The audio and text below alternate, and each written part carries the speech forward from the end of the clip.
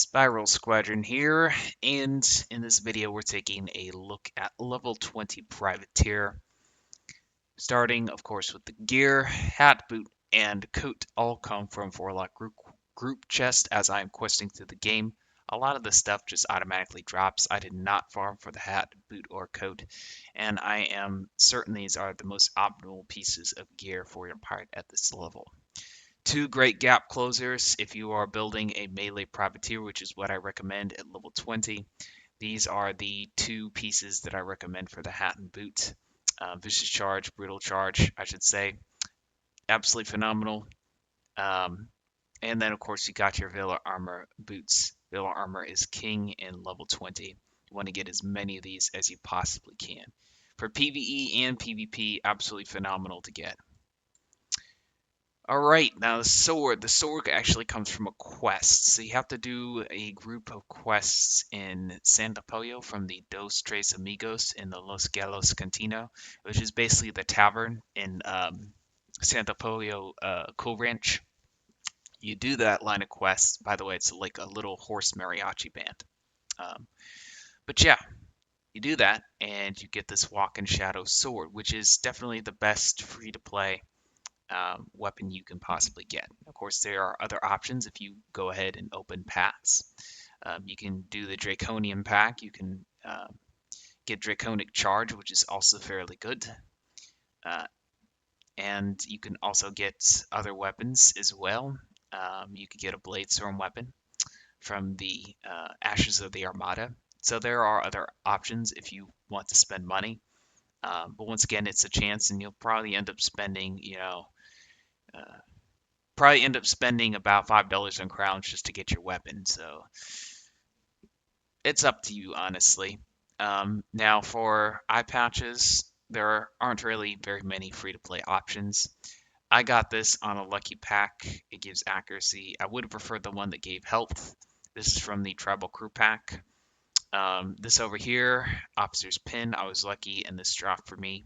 But honestly, the Prawn, the Dutchman, and the Pyramid of Fire, those level 5 dungeons, that gear is perfectly fine. And it's pretty much a guaranteed drop whenever you do those dungeons, so it's super easy to farm. I was lucky and got the Braves token. Honestly, I might switch it out and put a Soul Reaver, or I should say a Ghost Whale charm in there. But this gear is still, pretty darn good.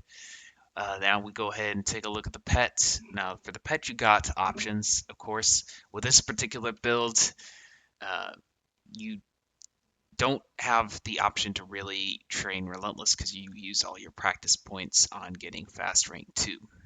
So I do have a Relentless pet, but since I can't get Relentless rank 2, Tough might do just as well. Not a big deal. Alright, now we're going to go ahead and take a look at the powers I trained. Once again, I mentioned I did train fast rank 2. That took quite a few points. We do have also, what else was I going to show you? Powers. I did train this as well, Ghost Whale, and I also trained the Walk in Shadows and the Backstab. So that is what I got for my pirates. Now, companions.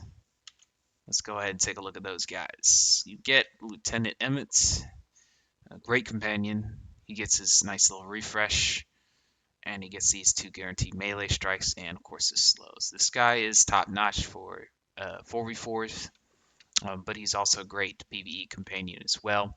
Although I probably would swap him out for, a companion like the Marchioness, because Marchioness has better damage outputs, and probably Zane Cha. These would probably be my PvE lineup, but my PvP lineup would probably be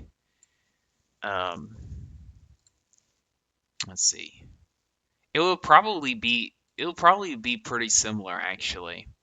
In 4v4s where Scratch is allowed, I would probably put Scratch in there, and this would probably be somewhat more of the setup right here. But where Scratch is not allowed, I would definitely go with Bonnie, Ann, and Exeter, and this choice is tough. It would be a toss-up between Zane Cha and the Marchioness. But yeah, here's a look at some of the other companions. Once again, if you get these companions at level 20, there's a chance that they'll have an extra level, like I have for the Marchioness and Rooster Cogburn here. They have increased stats. Compare Rooster Cogburn over here to Bonnie Ann, you see that he has a good 100 extra health. Looks like he has about 200 extra health. I must have not put tough 2 on my Bonnie Ann for whatever reason. But yeah, always go rough and tough when it comes to your talents on your companions, because health and damage is the most important thing at level 20. But anywho, let's take a look at some of these other guys so you can see how I've trained them. And that's all I got for y'all. Let me know in the comments what y'all think. If you want to see some level 20 in action, what this particular setup can do for you. I've got a level 20 4v4 that I did. And it was a lot of fun. Honestly, it felt a lot like classical 2013 4v4s back what they used to do in the day when Pirate 101 PvP clans were really a big thing, which is not so much the case anymore, sadly. But yeah, that's it. See y'all in another video.